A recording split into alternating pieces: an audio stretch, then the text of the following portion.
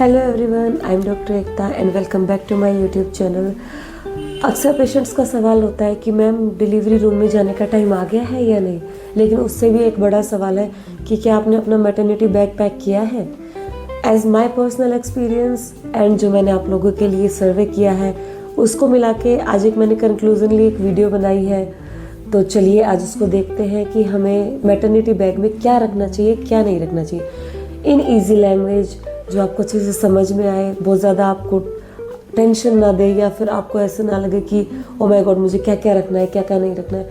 एक easy and simple maternity bag कैसे ready होता है चलिए देखते हैं। क्योंकि आपकी डिलीवरी कभी भी हो सकती है, कभी भी आपको लेके उसको भागना पड़ सकता है, तो याद रखें 36 वीक्स पे maternity bag should be ready. दूसरी चीज़, आपको पता होना चाहिए कि आपकी डिलीवरी में आपके साथ कौन जा रहा है, क्योंकि जो भी जाएगा उसको आपको ज़रूर बताना है कि बैग में कहाँ पे क्या रखा हुआ है, क्योंकि ड्यूरिंग योर लेबर टाइम आप नहीं ना तो बता पाएंगे क्योंकि आप इतने प्रॉब्लम में, पेन में रहेंगे, ना आप ये बता पाएंगे कहाँ पे क्या सामान है और केओस क्रिएट ना हो। इसीलिए सबसे पहले जो भी आपके साथ जाए उसको सब कुछ अच्छे से क्लियर करके बता दें ताकि आपको आगे प्रॉब्लम ना हो। अब मदर के बैग में क्या रखना है, क्या नहीं रखना है। सबसे पहली चीज़, 3 नाइटीज़ या लूज कुर्ते या फिर 3 नाइट सूट्स जो फ्रंट से ओपन हो ताकि आपको आगे ब्रेस्ट फीड करवाने में कोई प्रॉब्लम ना हो, क्योंकि डिलीवरी होने के बाद ब्रेस्ट फीड करवाना पड़ेगा।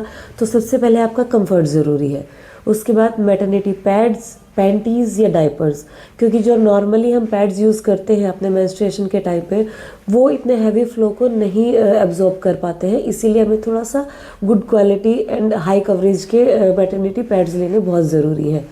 नेक्स्ट, अपने टॉयलेटरीज़ को बिल्कुल ना भूलें, आपका टूथब्रश, टूथपेस्ट, आपका मॉइस्चराइज़र, आपका लिप बाम, क्योंकि जो हॉस्पिटल का इन्वायरमेंट होता है थोड़ा सा ड्राई होता है, जिसकी वजह से आपके जो लिप्स हैं वो भी क्रैक्स हो सकते हैं या फेस ड्राई हो सकता है, आपके हैंड्स जो है वो ड्राई हो सकते हैं। तो ध्यान रखें कि अपना थोड़ा सा टॉयलेटरीज़ साथ लेके जाएं।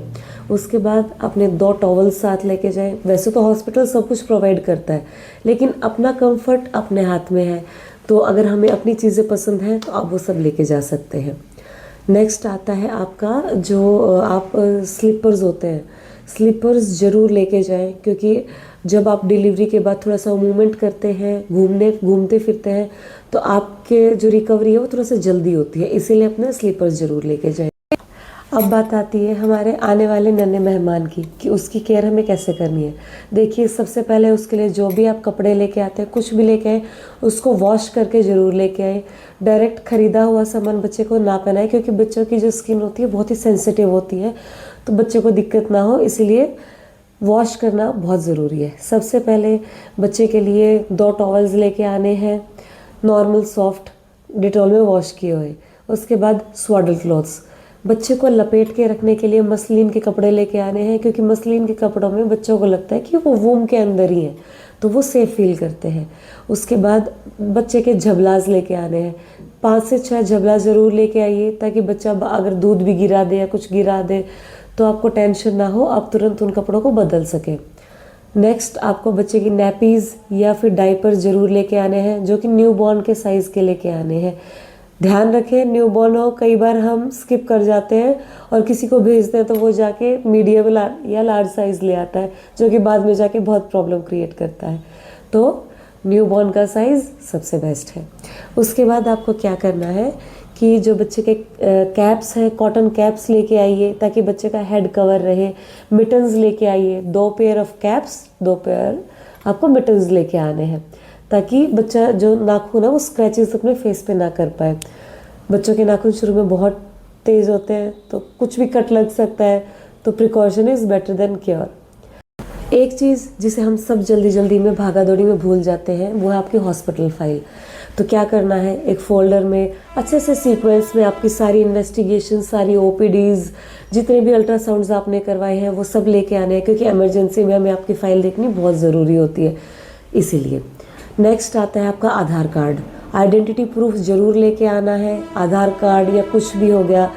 उसके बाद आपको अपनी कोशिश करना है कि एक चार्जिंग केबल, जो लॉन्ग चार्जिंग केबल है वो लेके आए, क्योंकि हॉस्पिटल्स में कई बार क्या होता है, जो चार्जिंग स्लॉट होता है वो थोड़ा सा दूर होता है, तो आपके सभी इंश्योरेंस के पेपर्स, क्योंकि कोई भी प्राइवेट टीपी हो, कुछ भी हो, तो आपके डॉक्यूमेंटेशन सबसे ज़्यादा ज़रूरी होते हैं, तो सभी अपने साथ लेके आने हैं।